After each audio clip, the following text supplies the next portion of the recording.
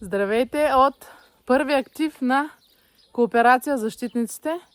Ето тази къща в средновековен стил, която вече сме ви показвали. Какво искаме днес да ви покажем? Вече оградата към съседния имот, виждате, е започната. Това е лицето й от тази страна. Може да видите отново каменния градеж. Как се прави днес?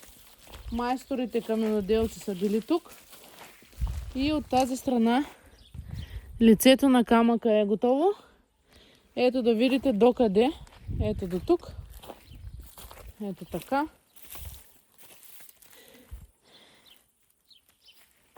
Е направена оградата.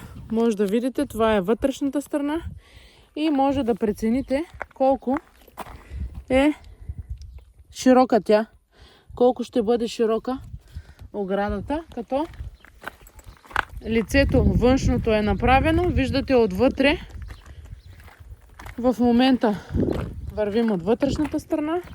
И ето тук как ще има арматура, която да е вплетена вътре в тази ограда. Ето виждате, железата са сложени на много места.